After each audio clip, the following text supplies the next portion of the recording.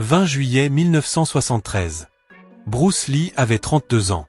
Il était au sommet absolu de sa gloire, au fait de sa puissance physique. Et il disparut. La version officielle parla d'une réaction allergique à un analgésique. Mais pendant 53 ans, une femme porta seule le poids d'un secret qui allait bien au-delà de cette explication. Aujourd'hui, à 78 ans, Betty Ting Pei s'est assise devant une caméra dans un studio de TVB Hong Kong. Sa voix tremblait. Mais ses yeux tenaient ferme. Elle, que le monde entier accusa d'avoir tué le dragon, a finalement décidé de tout dire. La romance secrète. Les menaces des triades. Les habitudes autodestructrices de Bruce. Les heures d'agonie avant sa mort. Et la dissimulation qui suivit. Abonnez-vous, likez, laissez un commentaire, parce que ce que vous allez entendre va changer à jamais ce que vous croyez savoir sur cette nuit. Il faut d'abord comprendre qui était Betty Ting Pei avant que le destin ne la broie. Née le 19 février 1947 à Taipei, à Taïwan, elle grandit dans une famille respectable et conservatrice, ancrée depuis 3 générations dans le monde de la médecine. Son père était un médecin renommé. Et depuis sa naissance, le chemin semblait tracé pour elle. Études, blouse blanche, cabinet, honorabilité. Mais Betty était différente. Dès l'enfance, elle était attirée par les lumières, la scène, la beauté du spectacle. Pendant que les autres enfants jouaient sagement, elle rêvait de projecteurs et d'applaudissements. Sa famille désapprouvait fermement. Le monde du divertissement leur semblait instable, vulgaire, indigne d'une jeune femme de leur rang. À chaque fois qu'elle évoquait ses rêves, son père lui rappelait qu'une vraie jeune dame devenait médecin, pas actrice. Mais plus on essayait de l'en dissuader, plus sa détermination s'enracinait. À la fin des années 1960, à peine dans la vingtaine, Betty prit la décision la plus audacieuse de sa vie. Elle quitta Taipei et s'installa à Hong Kong, capitale éblouissante du cinéma chinois de l'époque. Elle avait peu d'argent, presque aucune relation. Mais une conviction inébranlable. Les débuts furent difficiles. De petits rôles, des séances de mannequinat. Puis sa beauté saisissante et son charisme naturel firent leur effet. Elle signa un premier contrat avec les légendaires Shaw Brothers Studios, avant de rejoindre Golden Harvest, la maison de production en pleine ascension qui allait bientôt accueillir Bruce Lee lui-même. Au début des années 1970, Betty Ting Pei était devenue un visage reconnu du cinéma hongkongais. Elle avait tourné dans plus de 50 films, incarnant le plus souvent la femme fatale. Belle, mystérieuse, dangereusement séduisante. Le public l'adorait. Mais cette image allait devenir à la fois sa plus grande force et son fardeau le plus lourd. Revenons en 1969. Imaginez une jeune Betty seule dans une petite loge de tournage à Hong Kong. La pièce est faiblement éclairée, les miroirs couvrent les murs, des costumes pendent partout. Elle se tient devant son reflet, encore vêtue d'un kipao élégant de sa dernière scène. Elle touche doucement son visage et chuchote avec une flamme tranquille dans les yeux. Je ne serai pas juste un joli visage.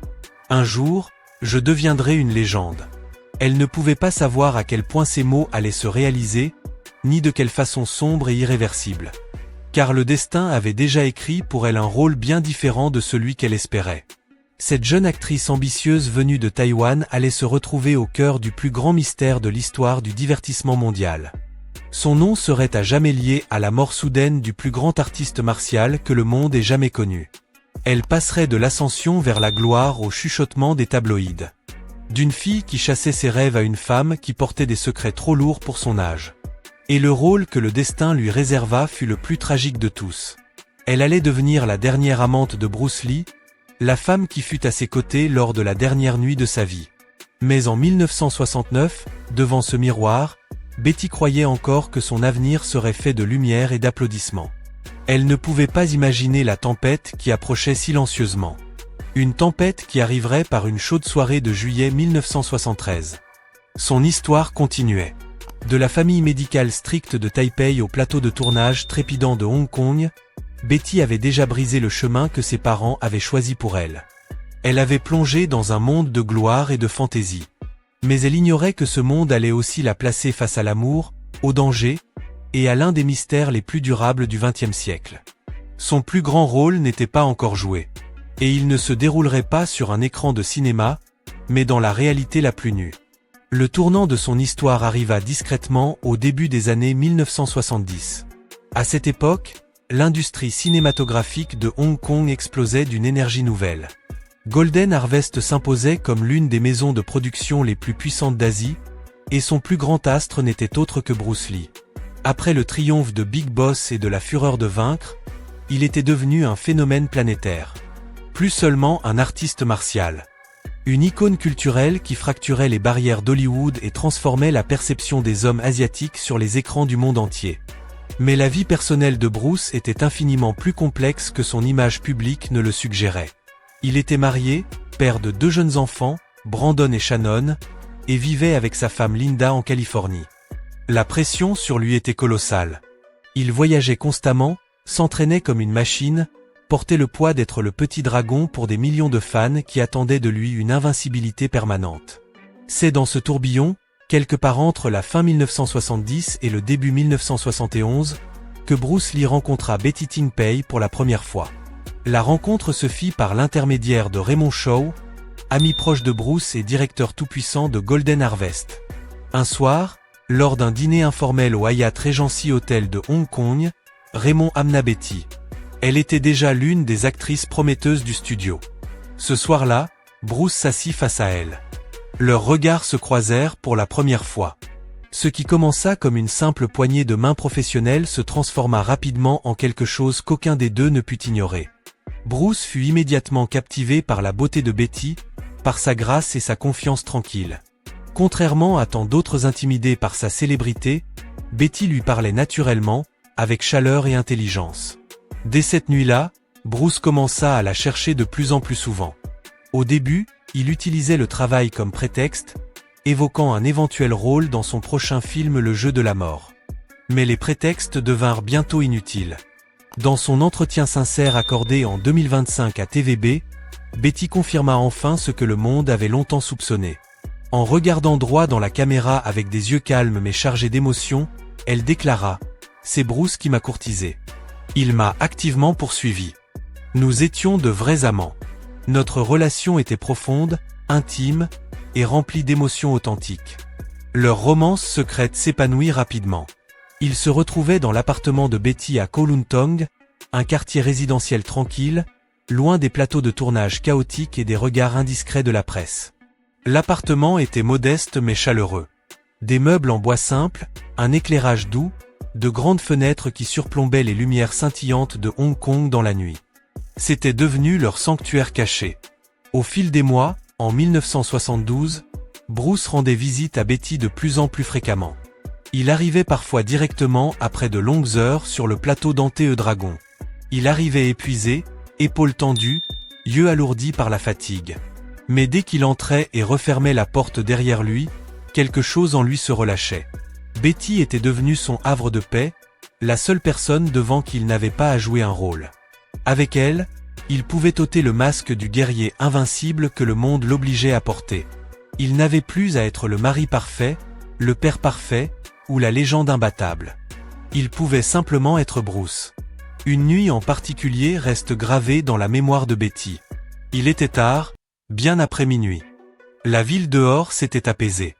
Seul le bourdonnement lointain de la circulation et la lueur douce des enseignes au néon filtraient à travers les rideaux. Bruce et Betty étaient assis sur le canapé. Soudain, il l'attira contre lui, enroulant ses bras puissants autour d'elle. Sa voix était basse, presque brisée, quand il lui chuchota à l'oreille. « Betty, tu es le seul endroit où je peux pleurer. Le monde entier me croit le dragon volant. Ils attendent que je sois fort, intrépide, parfait à chaque instant. Mais ici avec toi, je ne suis qu'un homme fatigué, un homme plein de doutes et de secrets. » À ce moment, Betty ressentit à la fois un amour profond et une tristesse lourde. Elle pouvait sentir la pression immense qui l'écrasait. L'entraînement sans fin, le régime strict, la peur permanente de l'échec, et les menaces invisibles qui semblaient le suivre où qu'il aille. Elle le serra plus fort, lui caressant doucement le dos, souhaitant pouvoir lui ôter une partie de son fardeau. Leur relation était passionnée et tendre, mais aussi dangereuse. Bruce était encore un homme marié. Betty connaissait les risques, mais ne pouvait s'arracher à lui. Il y avait en Bruce quelque chose, son intensité, sa vulnérabilité, son charisme brut, qui la faisait se sentir véritablement vivante. À l'aube de 1973, leurs rencontres secrètes se firent encore plus fréquentes. Bruce poussait son corps aux limites absolues lors du tournage d'Ante et Dragon.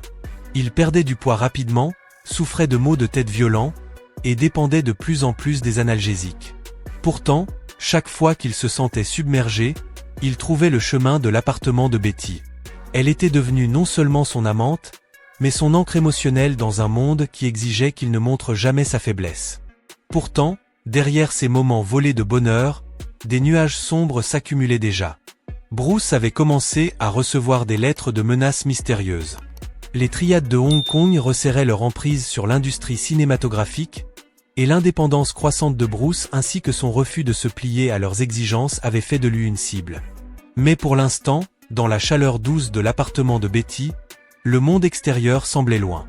Deux âmes, l'une une superstar mondiale portant le poids des légendes, l'autre une belle actrice poursuivant ses propres rêves, s'étaient trouvées de la façon la plus interdite qui soit. En 1973, Bruce Lee se tenait au sommet absolu de sa carrière.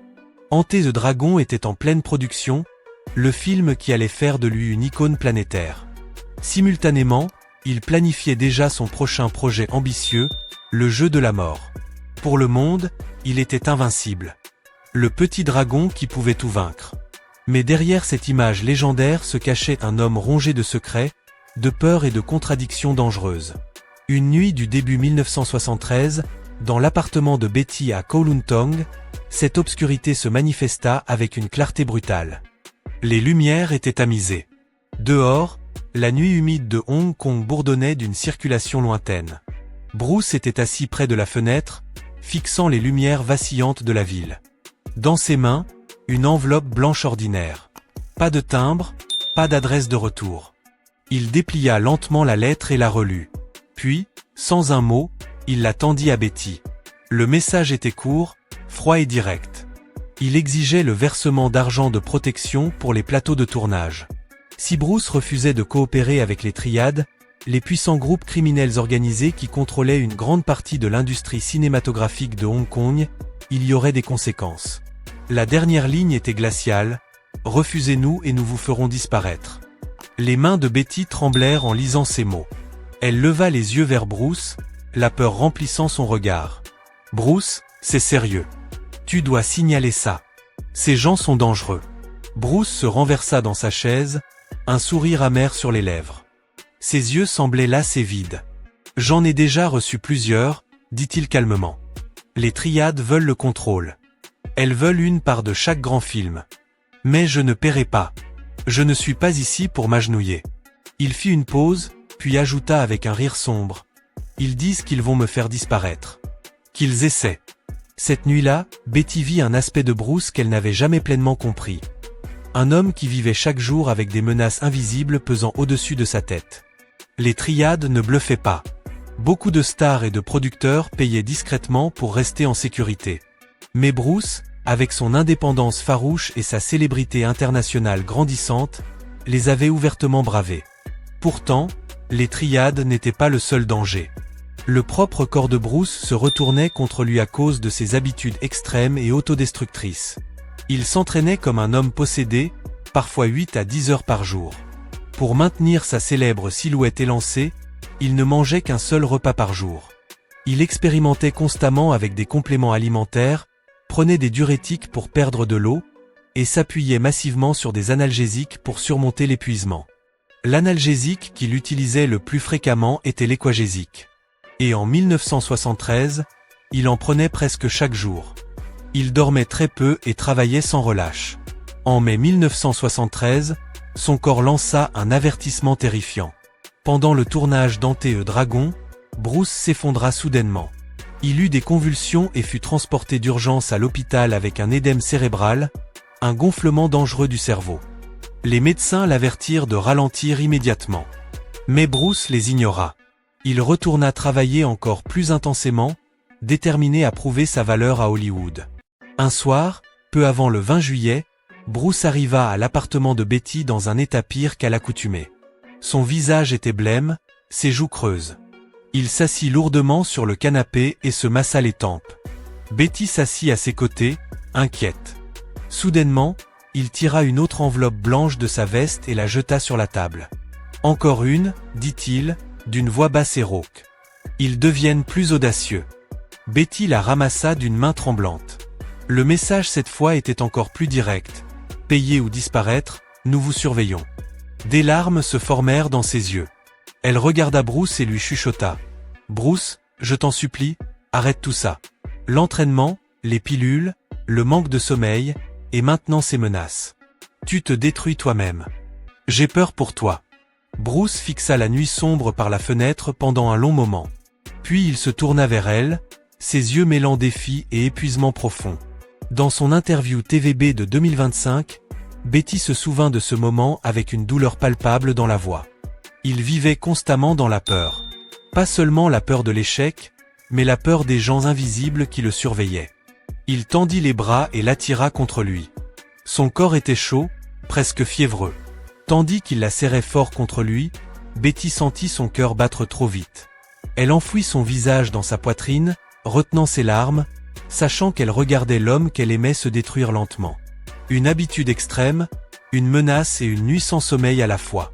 Dans cet appartement tranquille, les lumières de la ville brillant froidement dehors, deux amants étaient assis ensemble. L'un portait le poids écrasant de la gloire, des menaces des triades et de routines autodestructrices. L'autre ne pouvait que regarder impuissante tandis que la tempête se rapprochait. L'horloge tournait. Le 20 juillet 1973 approchait à grands pas, et aucun d'eux ne savait que ce serait leur dernière nuit ensemble. C'était un jeudi chaud et humide à Hong Kong. Il était environ 17 heures. Bruce avait passé toute la journée sur le plateau d'Ante Dragon, poussant son corps épuisé à travers des chorégraphies de combat et des scènes intenses. Plus tôt dans la journée, il avait reçu une nouvelle lettre de menace des triades. La pression venait de toutes les directions à la fois. Les attentes hollywoodiennes, les exigences du studio, les ennemis secrets, et sa propre discipline implacable. Bruce décida qu'il avait besoin de s'échapper un moment. Il conduisit jusqu'à l'appartement de Betty à Kowloon Tong. Quand Betty ouvrit la porte, elle vit l'épuisement écrit sur chaque trait de son visage. Ses yeux étaient fatigués, ses épaules légèrement affaissées. Il entra, referma la porte derrière lui et lui offrit un sourire faible. « J'ai juste besoin de respirer un peu, » dit-il doucement. « Là dehors, tout est trop bruyant. » Betty hocha la tête et le fit entrer. L'appartement était calme et familier, leur sanctuaire privé loin du chaos de la célébrité. Les rideaux étaient à moitié tirés, et une lumière douce de fin d'après-midi filtrait à travers les fenêtres. Bruce retira ses chaussures et s'assit un moment sur le canapé, puis alla s'allonger dans la chambre pour se reposer. Pendant un court instant, le monde extérieur sembla loin. Mais vers 19 heures, tout bascula. Bruce agrippa soudainement sa tête à deux mains. Son visage se tordit de douleur. « Ma tête, ça fait tellement mal », gémit-il. Le mal de tête était violent et soudain, bien plus intense qu'à l'habitude. Betty, qui l'avait vu souffrir de maux de tête à de nombreuses reprises, alla rapidement chercher des médicaments. Elle lui apporta un verre d'eau et un comprimé d'équagésique, le même analgésique qu'il avait pris de nombreuses fois par le passé sans problème. Bruce avala la pilule sans hésiter. « Je vais juste m'allonger un moment, » lui dit-il. « Réveille-moi dans 1 heure. J'ai un dîner prévu ce soir avec Raymond Shaw et quelques invités étrangers. » Il s'allongea sur le lit de Betty, encore habillée. Betty le couvrit délicatement d'un drap léger et s'assit à ses côtés un moment, regardant sa respiration. Au début, il sembla se détendre. Son corps devint immobile. Elle pensa qu'il avait enfin sombré dans un sommeil dont il avait grandement besoin. Le temps passa. À 21 heures, le téléphone sonna. C'était Raymond Shaw. Sa voix semblait impatiente. « Betty, où est Bruce ? Nous attendons au restaurant depuis presque 1 heure. Est-ce que tout va bien ? » Betty jeta un regard vers la chambre. « Il se repose. Il avait un mauvais mal de tête tout à l'heure. Je vais le réveiller. » Elle raccrocha et alla dans la chambre. « Bruce, Bruce, réveille-toi. Raymond attend. » Elle secoua doucement son épaule. Pas de réponse. Elle le secoua plus fort. Toujours rien. Son corps semblait inhabituellement lourd et inerte. La panique commença à monter dans sa poitrine. « Bruce » cria-t-elle plus fort, lui donnant de légères tapes sur le visage. Sa tête roula sur le côté, mais ses yeux restèrent fermés. Sa respiration était devenue lente et superficielle. À 21h45, Betty était terrifiée. Elle rappela Raymond Shaw, sa voix tremblante. « Quelque chose ne va pas. Il ne se réveille pas. Venez vite, je vous en supplie. » Raymond Shaw se précipita à l'appartement. Quand il arriva, la scène dans la chambre était choquante. Bruce Lee, l'homme connu pour sa force surhumaine et ses réflexes foudroyants, gisait complètement immobile sur le lit. Shaw essaya tout, l'appeler par son nom, le secouer vigoureusement, lui claquer les joues. Rien ne fonctionnait. Betty et Raymond étaient maintenant dans une panique totale. Ils espéraient qu'il allait soudainement ouvrir les yeux et rire de la situation. Mais les minutes s'étiraient et Bruce restait sans réaction.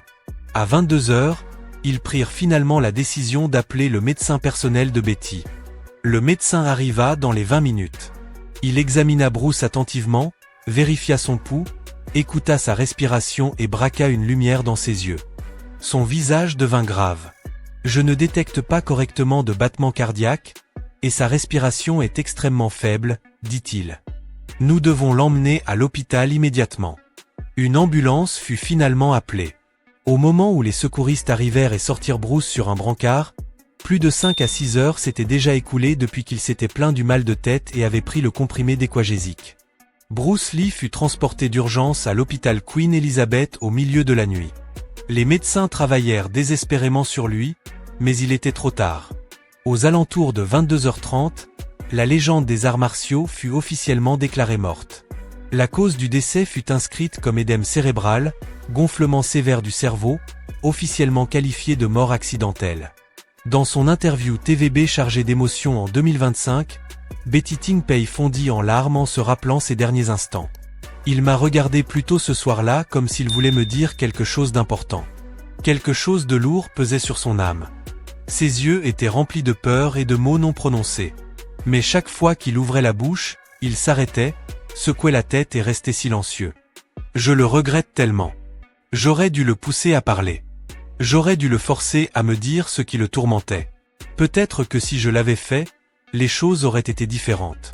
Cette nuit-là, l'appartement qui avait été leur refuge secret d'amour et de réconfort devint le théâtre d'une tragédie inimaginable. La femme qu'il aimait ne put que regarder impuissante tandis que l'homme qu'elle appelait son havre de paix lui glissait entre les bras. Le monde se réveilla le lendemain matin avec la nouvelle bouleversante que Bruce Lee était mort à 32 ans. Mais pour Betty Ting Pei, le cauchemar ne faisait que commencer. Le lendemain, le 21 juillet 1973, les journaux de Hong Kong explosèrent avec le titre ahurissant « Bruce Lee est mort ». En quelques heures, la nouvelle se répandit comme un incendie à travers le monde. Mais quand le public apprit que le légendaire artiste martial était décédé dans l'appartement de Betty Ting Pei, tout changea. Du jour au lendemain, Betty passa de prometteuse jeune actrice à femme la plus détestée de Hong Kong, et peut-être de tout le monde sinophone. Les tabloïds furent impitoyables. Ils l'appelèrent la séductrice qui avait tué Bruce Lee, la femme fatale de la mort, la femme qui avait empoisonné le dragon. Des articles de première page l'accusaient d'avoir donné à Bruce des drogues dangereuses, d'avoir entretenu une liaison secrète qui avait conduit à sa mort, et même d'avoir des liens avec les triades. Un journal imprima en gros titres « Betty Ting Pei a-t-elle assassiné Bruce Lee avec une seule pilule ?» Des journalistes campèrent devant son appartement jour et nuit. Des photographes la pourchassaient dans les rues, faisant éclater leurs flashs dans son visage tandis qu'elle tentait de se cacher derrière des lunettes de soleil et des foulards.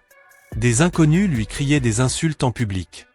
Des fans de Bruce Lee lui envoyèrent des lettres de mort. Des centaines de missives remplies de haine, la maudissant et lui souhaitant la même mort douloureuse. Meurs, meurtrière. Tu as tué notre héros. Tu ne mérites pas de vivre après ce que tu as fait à Bruce.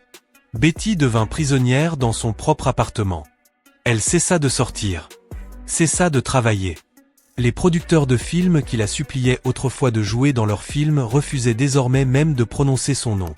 Sa carrière, qui était en plein essor, s'effondra presque du jour au lendemain. Pire encore, certaines rumeurs affirmaient qu'elle était liée aux triades, ces mêmes organisations criminelles qui avaient envoyé des lettres de menaces à Bruce. Des gens chuchotaient qu'elle avait été utilisée comme appât pour le piéger.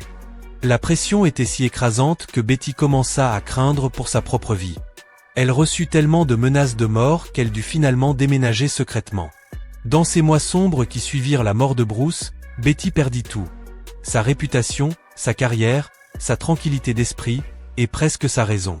Elle n'avait que 26 ans. Pourtant, face à toutes les accusations, la haine et le procès médiatique public, Betty choisit de rester silencieuse. Pendant 53 longues années, elle refusa de parler publiquement de ce qui s'était vraiment passé cette nuit-là. Quand des journalistes l'interrogeaient sur sa relation avec Bruce, elle donnait des réponses vagues ou disait simplement « Je ne veux pas parler en mal des morts ». Beaucoup prirent son silence comme un aveu de culpabilité. Mais la vérité était bien plus douloureuse. Elle se tut pour protéger l'héritage de Bruce Lee. Elle savait que le monde l'adorait comme le héros parfait, un homme de famille dévoué, un symbole de force et de discipline. Révéler qu'il avait eu une liaison secrète, qu'il luttait contre des habitudes extrêmes et vivait dans une peur permanente aurait terni l'image que des millions de personnes aimaient. Elle voulait aussi protéger sa femme Linda et leurs 2 jeunes enfants d'une souffrance supplémentaire. Alors Betty porta seule ce fardeau écrasant. Elle vécut avec la culpabilité, le regret, les cauchemars et la question lancinante qui la hantait chaque nuit. Qu'essayait-il de me dire ce soir-là? Pourquoi ne l'ai-je pas poussé à parler? Puis en 2025, à l'âge de 78 ans, Betty Ting Pei décida finalement qu'elle ne pouvait plus se taire. Dans une interview rare et profondément émouvante, la Betty vieillissante s'assit sous des lumières douces de studio, ses cheveux maintenant entièrement blancs, ses mains tremblant légèrement tandis qu'elle parlait. Pour la première fois en plus d'un demi-siècle, elle ouvrit complètement son cœur. Elle confirma ce que beaucoup avaient soupçonné, mais n'avaient jamais entendu directement de sa bouche. Oui, Bruce et moi étions amants. Notre relation était réelle, profonde et émotionnelle. Il m'a poursuivie et je suis tombée amoureuse de lui. Elle raconta les événements de cette nuit fatidique dans les moindres détails douloureux. Le violent mal de tête. Le comprimé d'équagésique. Les longues heures d'angoisse pendant lesquelles il ne se réveillait pas. Et la panique qui suivit. Sa voix se brisa quand elle se souvint du regard de Bruce avant qu'il ne s'allonge. Il m'a regardé comme s'il voulait me dire quelque chose de très important. Quelque chose de lourd pesait sur son âme. Mais il s'est retenu et est resté silencieux. Je regrette ce moment depuis 53 ans. J'aurais dû le forcer à parler. Des larmes coulèrent sur ses joues ridées tandis qu'elle poursuivait. Je sais que beaucoup de gens me blâment encore. Ils pensent que je l'ai tué. Mais je jure que ce n'était pas ma faute. Ce n'était la faute de personne. C'était le destin. Bruce portait trop de choses. La pression insupportable de la gloire, les menaces de mort des triades et ses propres habitudes dangereuses qui détruisaient lentement son corps. L'entraînement extrême, les pilules, le manque de repos, tout cela l'avait poussée au bord du précipice. Elle fit une pause, prit une respiration tremblante et regarda directement dans la caméra avec une force tranquille. J'ai 78 ans maintenant. Je n'ai plus peur de ce que les gens disent de moi. Je veux juste que la vérité soit connue avant que je quitte ce monde. Bruce n'a pas été assassiné. Il n'était pas maudit. C'était un homme brillant mais épuisé, consumé par le feu même qui l'avait rendu légendaire. Après 53 ans de silence, Betty Ting Pei a finalement parlé. Ces mots ont fracturé la version officielle et mis à nu la vérité douloureuse derrière la mort tragique de Bruce Lee. Une histoire d'amour secret, de pression mortelle, de menaces invisibles et d'habitudes autodestructrices qui ont consumé un géant. Et maintenant vous savez. Qu'en pensez-vous? La mort de Bruce Lee était-elle simplement un terrible accident, ou quelque chose de bien plus complexe? Croyez-vous à la confession de Betty? Dites-le nous en commentaire. Et si cette histoire vous a touché en plein cœur, si elle vous a poussé à voir les légendes différemment, alors likez cette vidéo, partagez-la autour de vous, abonnez-vous et activez les notifications pour ne jamais manquer les vérités cachées derrière les plus grands destins de l'histoire mondiale.